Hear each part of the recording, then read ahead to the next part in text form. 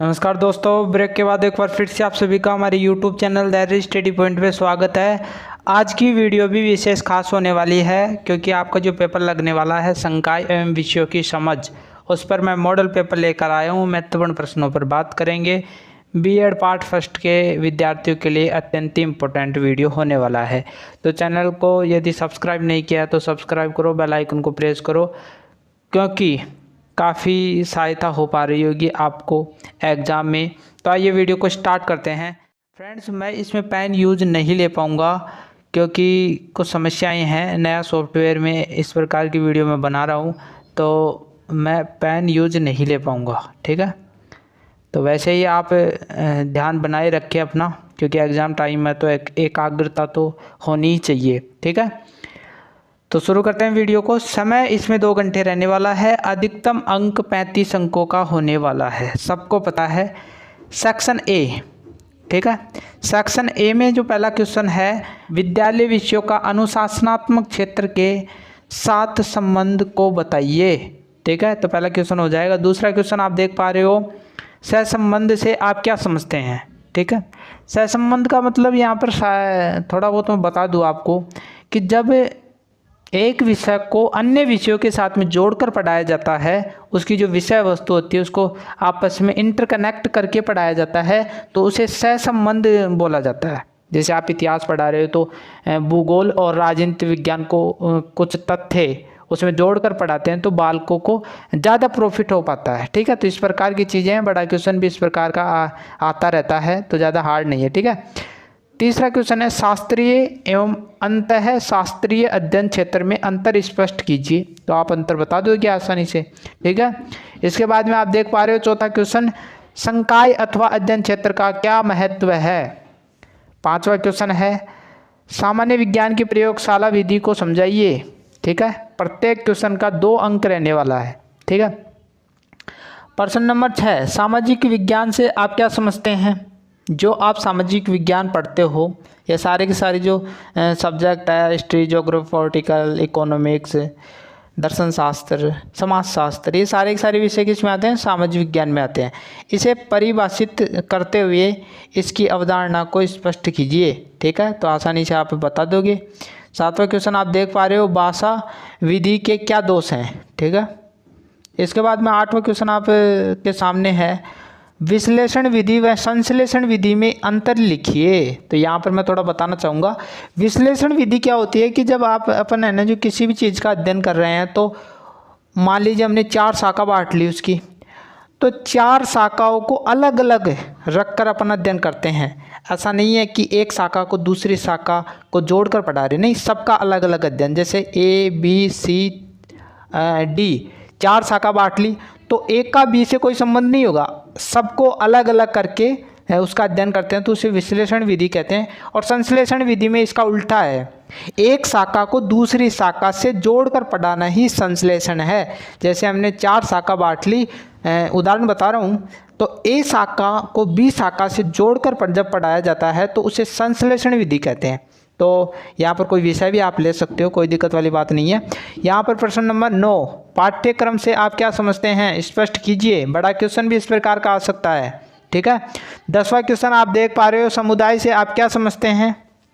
11वां question आप देख पा रहे हो, पाठ्यचर्या तथा पाठ्यक्रम में क्या अंतर है, ठीक है। 12वां क्वेश्चन, विषयों के सिद्धांतों की पहचान से आप क्या समझते हैं, ठीक है। तो आज मैं टोटल 12 क्वेश्चन ही इसमें लेकर आया हूँ और इतने ही आने वाले हैं आपके। इसमें से आपको 7 क्वेश्चन करने हैं, ठीक है। इसके बाद में सेक्शन बी आ जाता है, इसमें टोटल 6 क्वेश्चन आएंगे, सबको पता है 3 क्वेश्चन करने हैं। तो पहला क्वेश्चन आप देख पा रहे हो, अनुशासनात्मक ज्ञान का अर्थ बताइए, ठीक है, एवं संकल्पना को स्पष्ट कीजिए।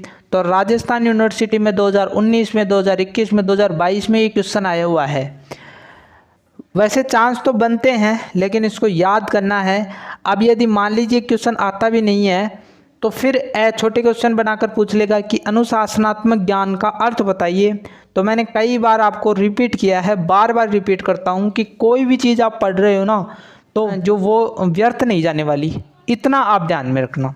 तो इस पेपर में भी आप जो पढ़ोगे ना वो व्यर्थ नहीं जाने वाला, इतना बता देता हूँ मैं। शेखावाटी यूनिवर्सिटी में 2019, 2021, 2022 में इस प्रकार का क्वेश्चन आया हुआ है, ठीक है। इसके बाद में देखो अथवा में क्वेश्चन ये भी कर सकते हो। प्रश्न नंबर 14, विभिन्न प्रकार के अध्ययन क्षेत्रों को समझाइए। अब ये देखो राजस्थान यूनिवर्सिटी में 2021 और 2022 में आया हुआ है, या शेखावाटी यूनिवर्सिटी में 2021 में, लेकिन मैंने तो बताया है कि 2022 में जो क्वेश्चन आए हुए हैं वो नहीं आ सकते, तो इसमें आ भी सकते हैं, नहीं भी आ सकते। यहाँ पर प्रमाणित हो रहा है, देखो 2021 में आया, जस्ट उसके 2022 में भी आ गया, लेकिन कम आते हैं। ये क्वेश्चन घुमाकर भी दे सकता है, अध्ययन क्षेत्र का वर्गीकरण कीजिए, तो इसी को ही घुमाकर दे दिया, तो ये अलग से क्वेश्चन है, ठीक है। अध्ययन क्षेत्र का वर्गीकरण कीजिए, तो इसको भी आप एक्स्ट्रा में कर लेना, ठीक है। इसके बाद में 15वां क्वेश्चन, शिक्षण की प्रयोजना विधि क्या है, इस विधि के गुण दोषों की विवेचना कीजिए। शेखावाटी यूनिवर्सिटी में 2022 में आया था, राजस्थान यूनिवर्सिटी में 2019 में आया था। शिक्षण की प्रयोजना विधि क्या होती है? शिक्षण आप जानते हो, एक शिक्षक कक्षा में जाकर बालकों को पढ़ाता है, वहाँ पर जो भी क्रियाएं होती है वो सारी की सारी क्या होती है? शिक्षण है। और प्रायोजना का मतलब एक योजना बनाकर कार्य करना, कि बालकों को जो उद्देश्य निर्धारित किए हैं, बालकों को कितना पढ़ाना है, कैसे पढ़ाना है, ये सारी की सारी चीज़ें इस विधि में बनाई जाती हैं। और इसके गुण और दोष बताने तो बिल्कुल ईजी हो जाता है, ज़्यादा दिक्कत नहीं है, समझने पर फेर है, ठीक है। प्रश्न नंबर 16, स्रोत विधि क्या है, इसके गुण दोषों को बताइए। राजस्थान यूनिवर्सिटी में 2021 में आया था, शेखावाटी यूनिवर्सिटी में 2019 में इस प्रकार का क्वेश्चन आपको देखने को मिला है, ठीक है। अब यहाँ पर एक्स्ट्रा में एक और क्वेश्चन तैयार करना, वेरी इंपॉर्टेंट है ये भी। सहकारी अधिगम क्या है? सहकारी अधिगम से होने वाले लाभों को सूचीबद्ध कीजिए। राजस्थान यूनिवर्सिटी में 2019, 2021 में आया, शेखावाटी यूनिवर्सिटी में 2019 में इस प्रकार का क्वेश्चन देखा गया था। प्रश्न नंबर 17, समूह परिचर्चा से क्या अभिप्राय है, इसके गुण दोषों को लिखिए। राजस्थान यूनिवर्सिटी में 2019 में आया था, शेखावाटी में 2019, 2022 में।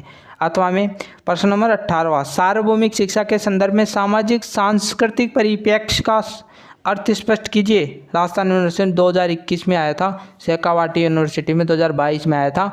तो फ्रेंड्स मेरा तो यही मानना है कि आप जो भी पढ़ोगे वो व्यर्थ नहीं जाने वाला, दोबारा से बोल रहा हूँ, ठीक है।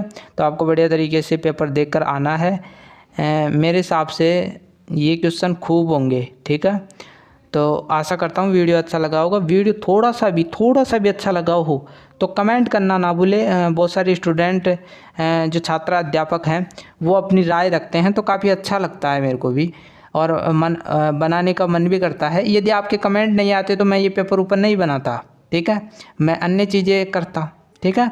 तो कमेंट कर दिया करो, कोई दिक्कत वाली बात नहीं है, क्योंकि आपका इस एग्ज़ाम का उद्देश्य आपको भावी शिक्षक बनाना है, आपके अंदर बहुत सारे गुणों का विकास करना है, ताकि आप बालकों के भविष्य को उज्जवल बना सके, ठीक है। तो नॉलेज है, और जो विषय आपका जो मेन सब्जेक्ट है उसके बारे में मैं डालने वाला हूँ, उसमें भी ज़्यादा दिक्कत नहीं आने वाली, उसमें अनुभव के आधार पर ही आपको पूछा जाता है। तो मिलते हैं एक नई वीडियो के साथ, तब तक के लिए थैंक यू।